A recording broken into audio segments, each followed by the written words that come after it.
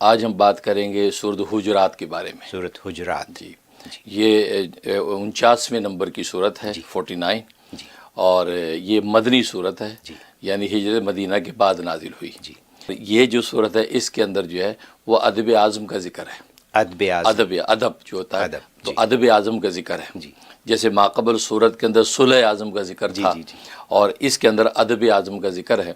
اور یہ بتلانا مقصود ہے کہ اگر توحید مطلق کی شان تم حاصل کرنا چاہتے ہو تو محمد صلی اللہ علیہ وسلم کا ادب سیکھ لو۔ اس محمد صلی اللہ علیہ وسلم کی ذات عالی کا ادب کرنا تمہیں آ گیا تو توحید مطلق کی شان تم پا جاؤ گے، کیونکہ خدا کو پانا، اس کو پا لیا تو خدا کو پا لیا۔ بس یہ حقیقت چونکہ پہلی صورت میں محمد رسول اللہ کہہ کے بیان کی تھی، تو لہٰذا اس کے اندر اس ادب کو بتایا کہ اس محمد صلی اللہ علیہ وسلم کے تمہارا رویہ کیسا ہو۔ اور ادب ظاہر ہے کہ چھوٹے موٹے اٹھنے بیٹھنے بہت سے آداب ہوتے ہیں، لیکن اس صورت میں یہ ادب بتلایا گیا کہ تمہاری آواز بھی محمد صلی اللہ علیہ وسلم کی آواز سے اونچی نہ ہو۔ اگر اونچی ہوئی تمہاری آواز اور تم نے ان کو اس طرح بلایا جیسے عام ایک دوسرے کو تم بلاتے ہو، مخاطب ہوتے ہو، تو تمہارے اعمال سلب ہو جائیں گے۔ اچھا، تمہاری عبادات، مجاہدات، تمہارے جہاد، قتال، ساری جو قوت صرف کی تم نے اللہ کے لیے، سب سلب ہو جائیں گی۔ یہ اتنا نازک مقام ہے، لہٰذا سنبھل کر بات کرو۔ یعنی آداب کا خیال رکھنا بہت لازمی ہے، کیونکہ ادب، اس ذات کے پاس بیٹھنے میں ادب سب سے پہلے۔ تمہاری عشق و مستی کی جو ہے وہ جولانی بھی جو یہاں پر بالکل مؤدب اور ساکن ہو کر بیٹھنے کا طریقہ اور بات چیت کا طریقہ۔ یہاں تک کہ حضرت عمر رضی اللہ تعالیٰ کی آواز ذرا اونچی تھی تو وہ تو اتنا ڈر گئے کہ وہ اتنا آہستہ بولتے تھے کہ رسول اللہ صلی اللہ علیہ وسلم کو دوبارہ پوچھنا پڑتا، عمر کیا کہتے ہو، کان لگانا پڑتا۔ اور فرماتے مجھے خوف ہے کہ پتہ نہیں انتحبط اعمالکم، قرآن نے کہا، اور فرمایا کہ تمہیں پتہ بھی نہیں چلے گا اور اعمال سلب ہو جائیں گے۔ اس لیے کیونکہ محمد تو اتنے جمال آرا شان کی شخصیت ہے، وہ تو تمہیں تنقید کریں گے بھی نہیں، وہ مسکرا کے سن لیں گے، لیکن اللہ تمہارے اعمال سلب کرے گا۔ کہ فرش پہ بیٹھے محمد تو صبر کر لیں گے، عرش پہ بیٹھا خدا صبر نہیں کرے گا۔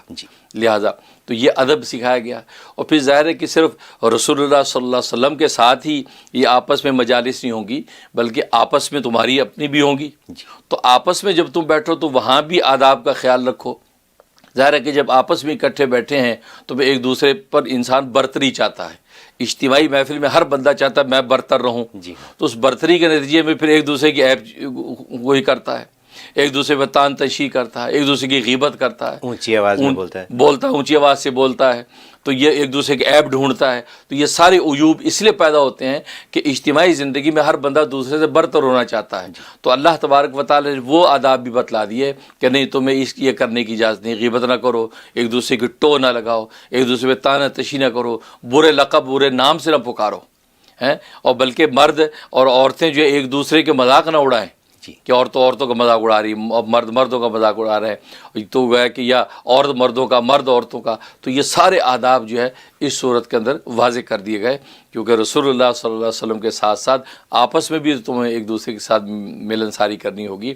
تو ان آداب کے نتیجے میں ظاہر ہے کہ اللہ تبارک و تعالیٰ تم سے راضی ہو جائیں گے اور آخرت میں جنت کے دروازے تمہارے لیے کھول دیں گے۔ سبحان اللہ۔ یہ حقیقت کے اندر بتائی۔ اور ہوا یہ کہ ایک بدو صحابی آئے رسول اللہ صلی اللہ علیہ وسلم کے پاس، اور آپ کے حجرے کے باہر آ کے کہنے کہ یا محمد اخرج الینا، اونچا بولے اے محمد آپ باہر آئیے ذرا، ضروری کام ہے۔ جیسے لوگ ان زمانے میں ہوتا تھا رواج، یہ پکارا۔ اور اس کا نام بھی حجرات اس لیے کہ حجرات حجرہ کی جمع ہے، اور حجرہ کہتے ہیں چار دیواری پر مشتمل، چھت پر مشتمل ایک کمرہ، کیونکہ حضرت صلی اللہ علیہ وسلم کی ازواج مطہرات کے کمرے بنے ہوئے تھے برابر برابر، تو ان کو حجرات کہہ دیا کہ وہ حجروں کے ارد گرد۔ تو حجروں کے ارد گرد آ کے تم آوازیں لگاؤ اور یوں نبی کو بلاؤ۔ تو انہوں نے یہ جب پکارا تو آیات اتر آئیں اور یہ تنبیہ کر دی گئی کہ نہیں، تم اس طریقے سے بلند آواز سے یوں نہ پکارو، بلکہ ادب یہ ہے کہ خاموشی سے باہر دروازے پہ بیٹھ جاؤ۔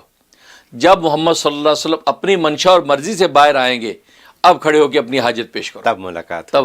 کیوں تمہیں کیا خبر کہ اندر محمد صلی اللہ علیہ وسلم کا رابطہ اپنے رب سے ہو رہا ہو اور وہی نازل ہو رہی ہو، اور تم یہاں سے یا محمد کہہ کے پکار رہے ہو، تو وہ جو اس وحی کے معاملے میں خلل واقع ہوگا، اور احکام شریعت وہ اللہ سے لے رہے ہیں۔ ظاہر ہے کہ یہ تو نبی کا کمال ہے، وہ آسمانوں والے سے لے کے زمین والوں میں بانٹتا ہے۔ تبھی جو ہے وہ نبی نے خود فرمایا کہ اللہ موتی ہے، میں قاسم ہوں، عطا کرنے والا وہ ہے، تقسیم کرنے والا میں ہوں۔ اب وہ لے رہے ہیں اور آپ باہر دروازے پہ کھڑے ہو کے آوازیں لگا رہے ہیں، تو ڈانٹ دیا اللہ نے، تو اس صورت میں اس کی بھی اصلاح کر دی، لہذا خاموشی سے بیٹھ جاؤ۔ لہذا وہ صحابہ بھی چپ کر کے بیٹھ جاتے تھے، تو جب نبی پاک صلی اللہ علیہ وسلم خود آتے اپنے منشا سے، اب کھڑے ہو کے سوال کرتے تھے۔ تو یہ آداب اس صورت کے اندر بتائے گئے، اور بڑی خوبصورت مضامین اس صورت کے اندر مزید ذکر کیے گئے، اور مقصد یہ تھا کہ ادب جو ہے، ادب یہ سب سے بڑی بنیاد ہے۔ اس لیے عربی میں مقولہ مشہور ہے کہ الادب شجر، ادب ایک درخت ہے، والعلم ثمر، علم اس کا پھل ہے۔ اچھا، ہاں، فَإِلَّمْ يَكُنْ شَجَرٌ، اگر شجر نہ ہو، درخت نہ ہو، فَلَيْسَ لَهُ ثَمَرٌ، پھر پھل کہاں سے ملے گا؟ بالکل نہیں ملے گا۔ تو گویا کہ ادب درخت ہے۔ یہ اگر تم نے علم حاصل کر لیا اور ادب نہیں ہے، تو اس کا مطلب یہ ہے کہ پھر آپ کے پاس علم نہیں ہے، وہ علم کی تصویر ہے، اور تصویر پر حقیقت کے احکام لگتے نہیں۔ آگ کی تصویر کاغذ کی جلاتی نہیں ہے، پانی کی تصویر پیاس بجھاتی نہیں ہے، تو وہ علم ہے، ادب نہیں ہے۔ لہذا فرمایا ادب پہلے پیدا کرو۔